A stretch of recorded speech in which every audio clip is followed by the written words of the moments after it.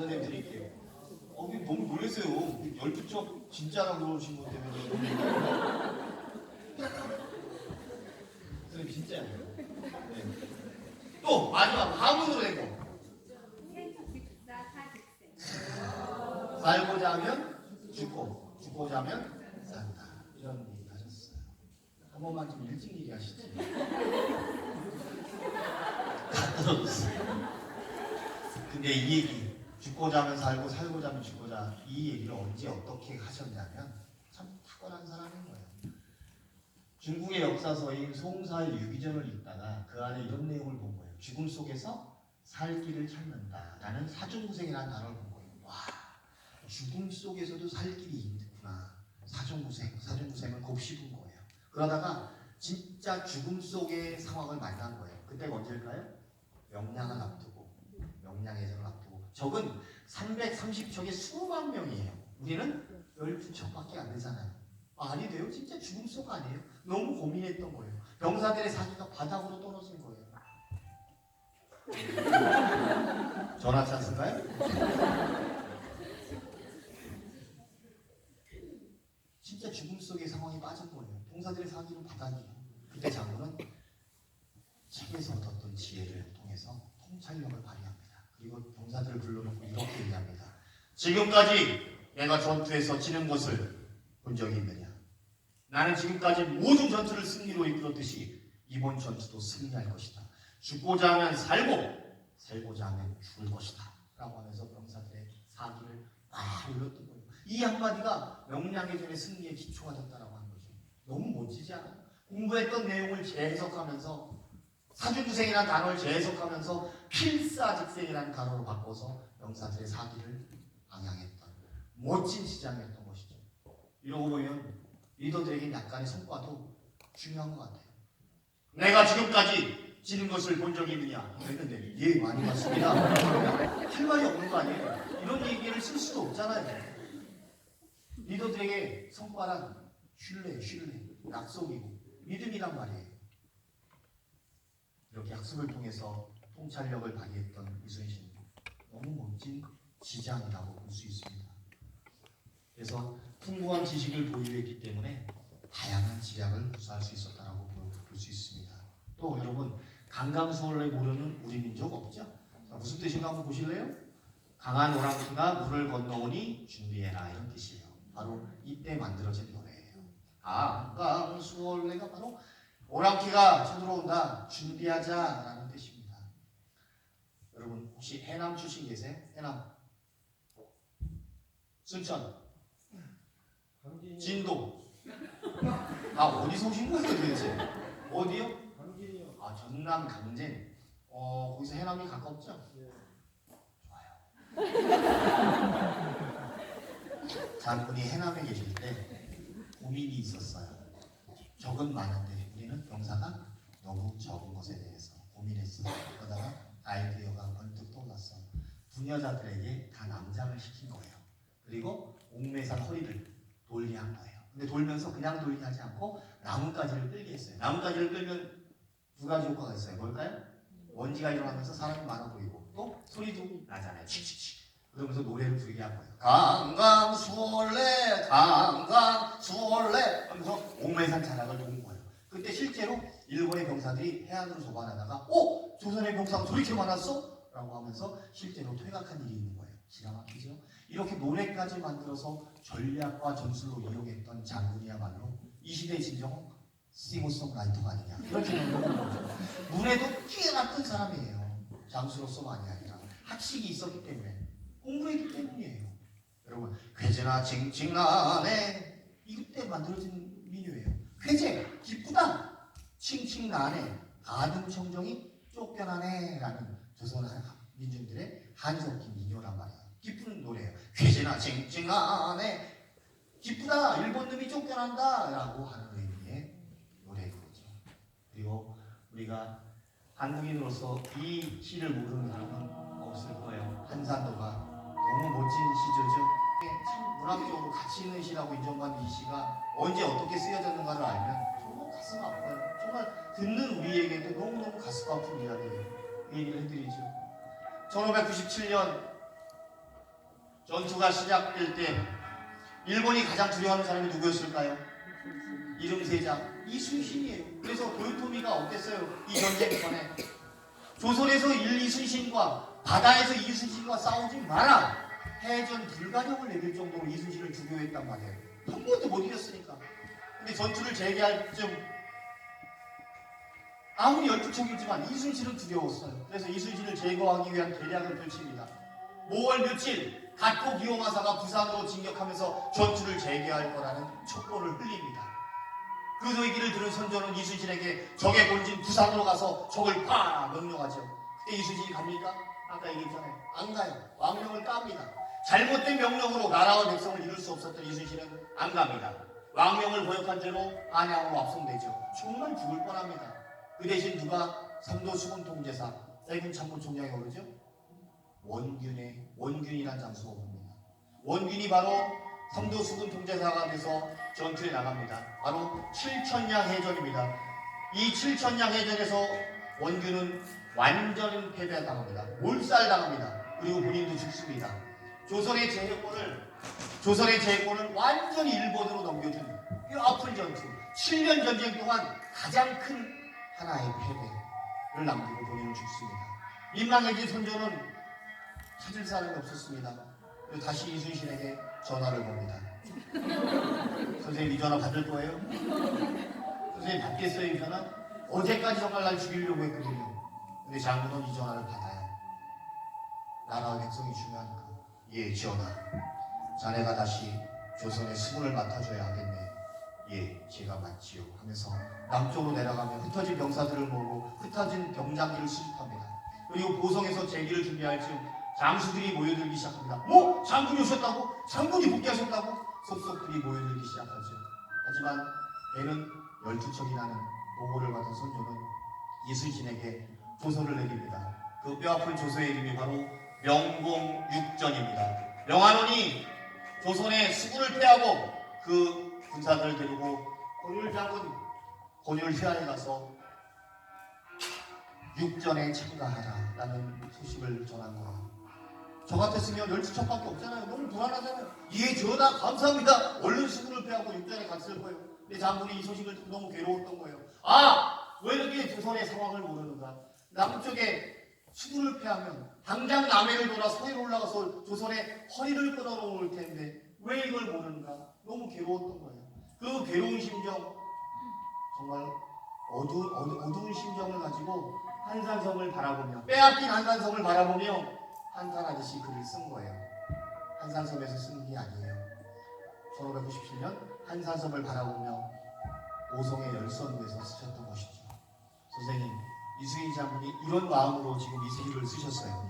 눈을 마주쳐 주세요. 이런 마음 가지고 쓰셨다는 거 아시겠죠? 자, 같이 읽겠습니다. 한산성 달 밝은 밤에 수에 혼자 앉아 큰 칼 옆에 차고 깊은 시름하는 차에 어디서 일성호가는 남해를 끝나니.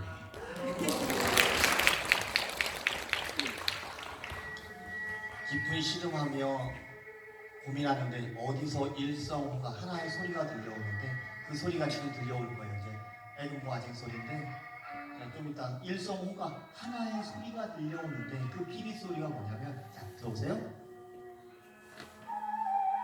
이거 태평소 소리. 장군이 괴로운 마음을 안고 있는데 저 멀리서 태평소 소리가 들려오는 걸 들으면서 장군의 마음이 두 갈래 세 갈래 찢어진다. 애를 끌라니 창자가 끊어지는 고통이 온다라는 표현을 하신 거예요. 너무 놀랍지 않아요? 여러분, 이런 충신 보셨습니까?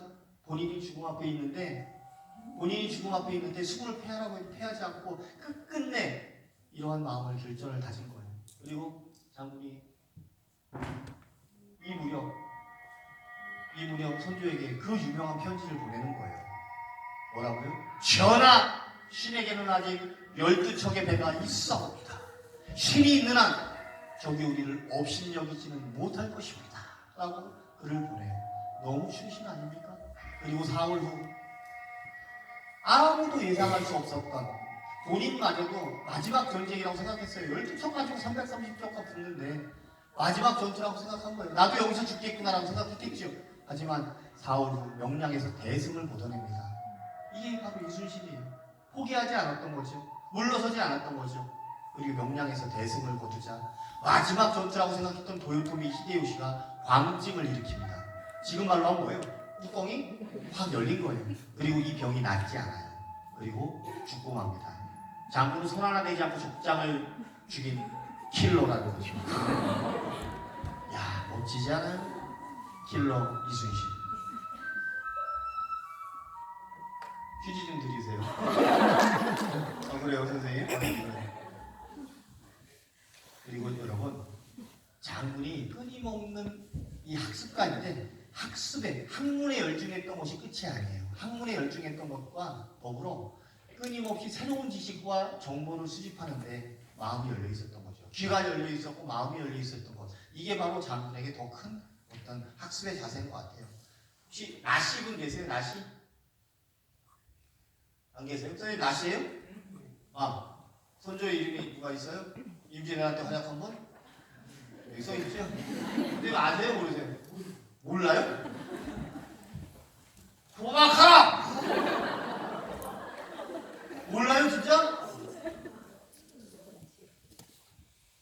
이 거북선을 만들자고 제안한 분이 바로 이 나대용 장수예요. 장군! 귀선이라는 걸 한번 만들어 보시죠. 적이 이런 활동을 할 때 이 귀선이 이전에 이런 역할로 쓰였었는데 우리에게 도움이 될 것 같습니다. 이때 장군은 하급 참모였지만 나대용이 하급 참모였지만 바다와 배에 관한 전문가라는 것을 인정한 거예요. 그래서 그 얘기를 들은 거예요. 그래? 괜찮을 것 같은데 자네가 한번 프로젝트 리더를 맡아보게. 내가 한번 도와줄게. 하면서 거북선을 만들기 시작한 거예요. 장군이 들을 수 있는 귀가 없었다면 후배를 무시하는 어떤 자만, 교만함, 선입관 이런 것들이 있었다면 이 배는 거북선은 나오지 않았을 거예요. 아마도 이렇게 얘기했겠죠. 우리 조직에 사는 얘기처럼. 야! 있는 거나 가지고 잘 싸워 이 자식아. 꼭 일 못하는 애들이 쓸데없이 새로운 거 만들자고 해. 이런 얘기를 했겠죠. 그럼 거북선은 나오지 않은 거예요. 바로 이런 자세가 들을 수 있는 귀, 열린 마인드가 있었기 때문에 이순신 장군이 23번 싸워서 23번 다 이겼다고 보는 거예요. 그래서 이순신의 학습 능력은 이거라고 보는 거예요. 떨지 말고. 학습 능력이란 우리가 이순신 장군에게서 배워야 할 학습 능력이란 늘 열린 마음과 자세로 새로운 지식과 정보를 수집. 열린 마음으로 새로운 지식이나 정보에 대해서 흔쾌히 받아들이려고 하는 마인드가 있어야 합니다. 다른 사람의 이야기를 선입관 없이 경청함. 그렇죠? 또 연결해서 상대가 누구든 나보다 우수한 점이 있다면 겸허하게 수용함. 다른 사람의 이야기 상대가 어린 사람이든 후배이든 못난 사람이든 공부를 많이 안 한 사람이라 할지라도 나보다 나은 게 있다면 겸허하게 받아들일 줄 아는 흡수력이 있었다는 거죠. 마인드와 더불어 귀가 있었다는 거예요. 그 귀를 갖고 있었던 것. 이게 바로 23전 23승의 원동력이었다는 것을 있는 거죠. 그리고 새로운 분야에서 뭔가 바꾸려고 하는 그러한 마인드가 중요하다는 거예요. 선생님 사진 찍지 마시고요. 책을 사세요.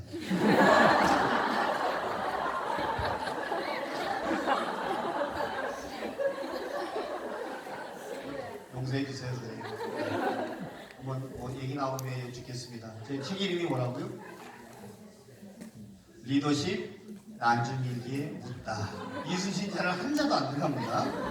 네, 맞습니다.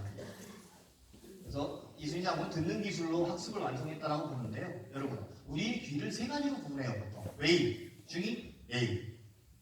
의학적으로, 근데 의미학적으로도 그렇게 볼 수 있더라. 외인은 들을 수 있는 귀잖아요. 소리를 듣는 귀예요. 준비하지 않아도 들어요. 우리는. 하지만 그 안에 있는 중이의 역할은 뭐예요? 이 사람의 이야기를 올바로 알아듣는 귀를 우리는 중이라고 할 수 있어요. 그러면 그 안에 있는 깊이 안에 있는 내의 역할은 뭘까요? 이 사람이 차마 이야기하지 않았지만 그 속뜻을 알아듣는 귀를 우리는 내의 역할이라고 합니다. 우리는 이 세 가지 귀를 다 가지고 있더라. 어떤 자세, 어떤 마인드로 대화에 임하느냐에 따라서 달라질 수 있다는 거죠. 바로 이 열린 마인드, 열린 귀, 이게 바로 이순신의 가장 큰 학습 능력이었다는 것. 여러분, 지혜는 들음에서 오고 후회는 말함에서 온다라는 독일 속담이 있습니다.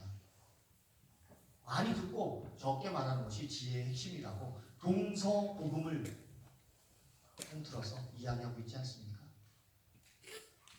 그래서 우리는 귀가 중요하고 마음이 중요한 것 같아요. 그래서 여러분 소리는 귀로 들어요. 말은 소리니까 귀로 들어요. 하지만 말귀는 의미예요. 그래서 이건 마음으로 들어야 한다는 것이죠. 귀와 마음이 함께 움직여지는 것이 바로 올바로 듣는 방법인 것 같아요. 자, 그리고 정리해 보면 여러분들의 조직이 어떤가 한번 돌아보고 점검해 보겠습니다. 세로미가 떨어지는 조직은 텃세가 심합니다. 그래서 정보 공유가 잘 이루어지지 않습니다. 이런 조직은 되게 힘든 조직이에요. 우리 조직은 어떤가요? 텃세가 강하고 정보 공유가 잘 이루어지지 않나요?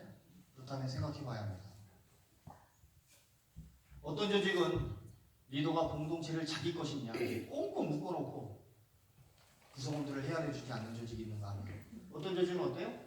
자연스럽게 정보 공유와 노하우가 흘러다니는 그러한 열린 문화도 있단 말이죠. 어떤 조직이 되어야 할까는 우리가 생각해 볼 필요도 없는 그러한 결론이잖아요. 바로 이런 조직이 되어야 한다고 저는 주장하고 싶습니다. 조직 공동체 내부에 가치 있는 정보가 자연스럽게 흘러다닐 수 있는 토양이 형성되어야 합니다. 그래서 누구나가 배우고자 하는 의지만 있다면 성장의 기회를 얻을 수 있어야 한다고 봅니다. 그래서 이렇게 트라이앵글이죠. 조직은 기회를 두려워하고 개인은 기회를 통해 성장하며 그 성과가 다시 조직으로 귀속되는 이러한 선순환 구조가 우리 조직에 필요합니다. 이게 바로 학습 조직이고 성과 조직이다. 이렇게 성장할 수 있도록 조직이 도와주고 선배가 도와주고 그룹이 도와주는 것 그리고 그 성과를 통해서 또 우리 조직이 발전하는 것 이런 것들이 바로 선순환 구조, 학습조직이라고 볼 수 있습니다.